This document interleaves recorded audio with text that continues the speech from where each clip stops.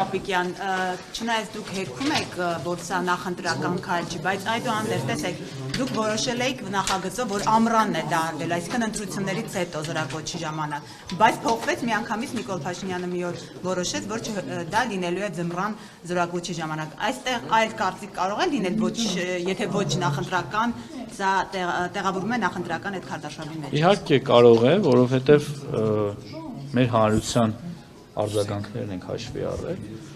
անկեղծ ասած, ի տարբերություն գործող զինծառայողների վրա տարածելուց, այն ինչ հիմա մենք արել ենք, այսինքն հունվարի 1-ից ուժի մեջ մտցնելը կամ օրենքը այդ ձևով անցկացնելը, նրա մասին է, որ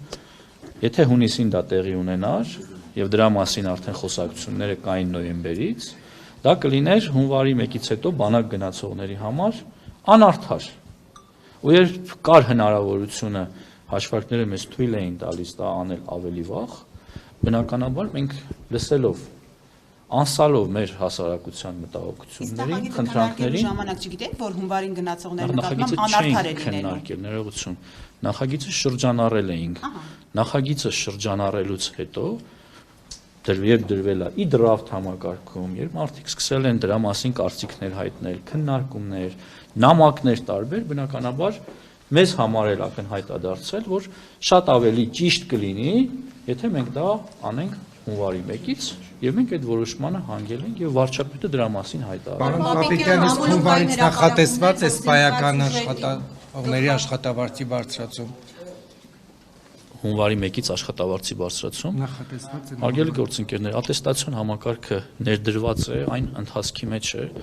եւ կարծում եմ դրանից լավ աշխատավարձի բարձրացման հնարավորություն չի կարող լինել։ Բավականին լուրջ պաշտոնատրանցիկ ներգրաված են եղել ատեստավորման ոլորտում, իշահագրգիռ մարդկանց կազմակերպել, որպեսզի գնալ ընդ որում մեղադրանքներ կան։ Եվ ուր են հիմա նրանք։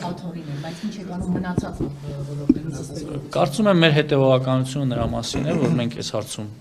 շատ լուրջ ենք տրամադրված, շատ հետևողական ենք եւ բնականաբար այստեղ ներում չի լինելու ոչ մեկի։ Պարոն Պապիկյան, դուք նշել եք, որ բյուջեով գումար է հատկացվել բանակի կերպափոխման համար, ռազմաարդյունաբերության համար, զենքերի գնման համար, բայց Փաշինյանը օրերս նշեց, որ պարտք է վերցվել եւ ամբողջապես միանգամից զենք գնելու համար։ Հիմա բյուջեից է նախատեսվել, թե պարտք է վերցվել։ Հարգելի գործընկերներ, եթե անգամ ֆինանսական միջոցները պարտքի միջոցով են ներգրավում ֆինանսների նախարարության միջոցով, դա տրամադրվում է ընդհանուր բյուջեի շրջանակներում։ Այսինքն այստեղ հակասող բան չկա։ Վարչապետը հայտարարել է դրա մասին։ Հիմա ուզում եք մեկնաբանել վարչապետը ճիշտ է ասում, թե սխալ, բնականաբար ճիշտ է ասում։ Նա եւ բնականաբար, այո, պատասխանեցի ձեր հարցին։ Նաեւ այո։ Պահեստազորի մասին խոսելիս դուք թվեր եք նշում, դա եւս պետական կամ ռազմական գաղտնիք չէ, փաստորեն դա հնարավորություն կտա այլ թվերի հետ համադրել։ Ոչ, մենք ասում ենք 16,000, 20,000, գուցե 26,000 տարական կտրվածքով ներգրավում ենք տարբեր փուլերում։ Ես գիտեմ ինչի մասին, կարող եմ խոսել ինչի մասին, բայց շնորհակալ եմ։ Պարոն Պապիկյան, Ալեն Սիմոնյանը վերջերս ասել էր, որ այսինքն կրկնել էր, որ Հայաստանի վերահսկողության տակ 110 քառակուսի կիլոմետր ադրբեջանական տարածքներ կան։ Դուք մասնագետները հերքում էին, ասում էին նման բան չկա։ Դուք տեղեկություն ունեք ինչ տարածքների մասին։ Գիտեք, այդ հարցը եկեք թողնենք սահմանագծման, սահմանազատման հանձնաժողովին։ Հիմա խոսել մի բանի մասին, որը սահմանազատման ու սահմանագծման հանձնաժողովը պիտի աշխատի, կարծում եմ հիմա ազգային ժողովի նախագահը եթե թվերը հայտարարել, ուրեմն դրա համար ունի բավարար հիմքեր, շնորհակալ։ Պարոն նախարար, 27 տարին լրացած եւ Հայաստանում չգտնվող տղաների հետ կապված ինչ առաջարկում, որովհետեւ այն նախորդ օրենքը կարծեք թե ժամկետը անցել է, հիմա իրանք չեն կարողանում վերադառնալ։ Եթե չեմ սխալվում, ազգային ժողովի падգամավորներից մեկի կողմից կա նախաձեռնություն,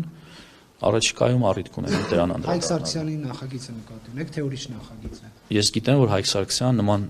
նախաձեռնությամբ հանդես է գալու կամ եկել է, ուղղակի չի ընդունվել եւ հիմա այդ մարտիկ չեն կարողանում Հայաստան վերադառնալ։ Ուրեմն նոր նախաձեռնությամբ հանդես կգա։ Պարոն Պապիկյան, դուք համաձայն եք, եթե վերջացրեցիք հարցը, դուք համաձայն եք Փաշինյանի այն հայտարարությանը, որ արդեն խաղաղությունը եւ մեզ ոչ թե մարտունակ բանակ է պետք, այլ պաշտպանունակ։ Հարգելիներս, նախ մարտունակությունն ու պաշտպանունակությունը դրանք եզրույթներ են, միմյանց չեն հակասում, պարզապես պաշտպանունակությունը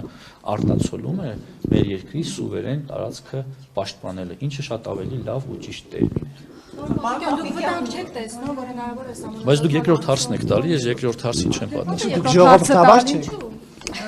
Ժողովրդավարությունը հիմա խոսքը պիտի տա ազատությանը։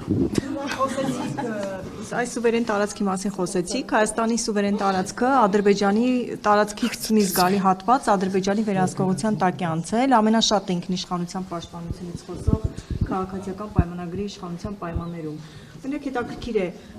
ռեալ հնարավորություն դուք տեսնում եք, որ ՔՊ-ի իշխանության օրոք Հայաստանի ինքնիշխանության սուվերեն տարածքները վերականգնվեն գան նախկին ուրեմն դիրքին։